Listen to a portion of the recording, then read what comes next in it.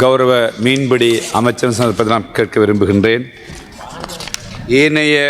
இலங்கையில் இருக்கின்ற ஏனைய கரையோர மாவட்டங்களை விட எமது மட்டக்களப்பு, திருகோணமலை மற்றும் அம்பாறை மாவட்டங்களில் மிக அதிகமான மக்கள் தங்களின் பிரதான வாழ்வாதாரமாக கடற்றொழிலையே நம்பியிருக்கின்றனர்.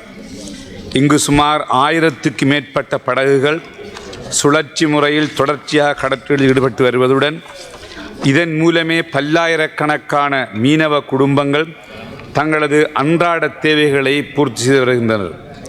இன்று எமது மீனவர்கள் எதிர்கொள்ளும் மிகப்பெரிய பிரச்சினை கடலில் இடம்பெறுகின்ற மீன் திருட்டும் கடற்கொள்ளையும் ஆகும். ஒரு முழுமையான வலை தொகுதிக்கு சுமார் 1 லட்சம் ரூபாய் வரை செலவாகும் நிலையில் அவற்றை பழுது பார்ப்பதற்கே நாளொன்றுக்கு 4000 தொடக்கம் 5000 வரை மேலதிக செலவு ஏற்படுகிறது. திருகோணமலை முதல் பொத்துவில் வரையான பகுதிகளில் பலமுறை போராட்டங்கள் நடத்தப்பட்ட போதிலும் எமது மீனவர்களின் இந்த துயரத்துக்கு கௌரவ அமைச்சர்கள் நடவடிக்கை எடுக்க பல தடவைகள் நீங்கள் முயற்சி எடுத்திருக்கிறீர்கள். இருந்தாலும் இதுவரை உரிய தீர்வு கிடைக்கவில்லை. நேற்றிரவு கூட இதே கடற்கொள்ளை வாகரை கடற்கரையிலே மீன்பிடியில் ஈடுபட்டவர்களுடைய வலைகளை வெட்டி கொள்ளை நடந்திருக்கிறது.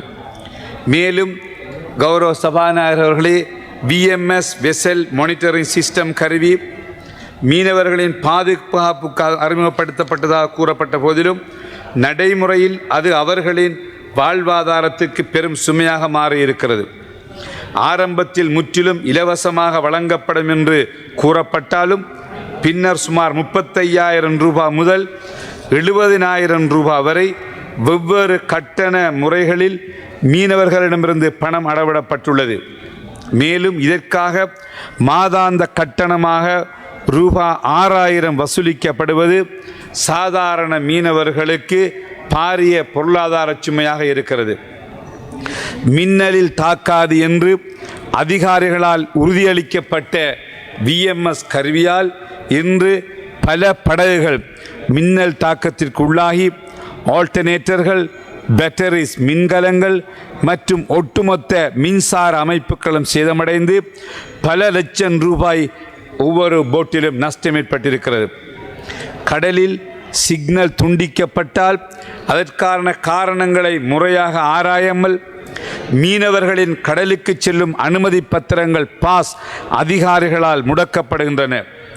பழுது பார்ப்பு என்ற பெயரில் சிந்து மெரைன் நிறுவனம் சுமார் 2,50,000 முதல் 6 லட்சம் ரூபாய் வரையான கட்டணங்களை கோருவதாகவும் நான் அறிகின்றேன். கௌரவ சபாநாயகர் அவர்களே, அதேபோன்று கடந்த காலங்களில் கெனான் படகுகளுக்கு வழங்கப்பட்ட 14 நாள் பாஸ் நடைமுறை தற்பொழுது நிறுத்தப்பட்டிருக்கிறது. வரவிருக்கும் கச்சாங்காற்று காலத்தில் மீனவர்கள் தினசரி கடலுக்கு செல்ல வேண்டிய நிலை உள்ளது.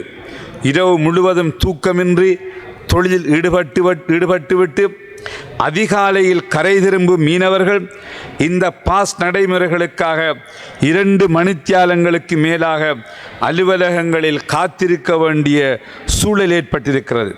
இதனால் அவர்கள் போதிய ஓய்வின்றி மீண்டும் கடலுக்கு செல்ல வேண்டிய நிலை உருவாகியுள்ளது. கௌரவ சபாநாயகர் அவர்களே, தொழில் ரீதியான சுமை, கடற்கொள்ளையர்களின் தொல்லை மற்றும் VMS கட்டண சுரண்டல்கள் என அனைத்தும் மீனவர்களை கடுமையாக பாதித்துள்ளது. இந்த விடயங்கள் கௌரவ அமைச்சர்களுக்கு நன்றாக தெரியும்.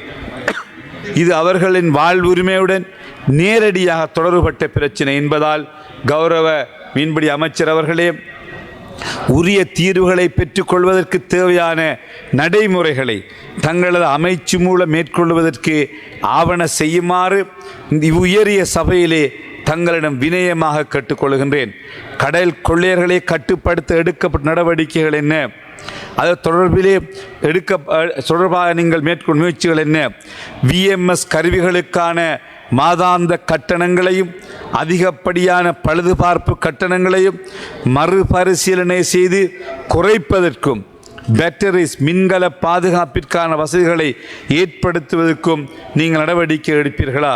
கௌரவ அமைச்சர் அவர்களே, கச்சான் காற்று காலத்தை கருத்தில் கொண்டு மீனவர்களின் ஓய்வு நேர பாதிப்பை தவிர்க்கும் பொருட்டு பாஸ் நடைமுறைகளை எளிமைப்படுத்தி கெனோன் படகுகளுக்கு பழையபடி 14 நாள் பாஸ் நடைமுறையை மீண்டும் அறிமுகப்படுத்துவீர்களா என்று கேட்க விரும்புகின்றேன்.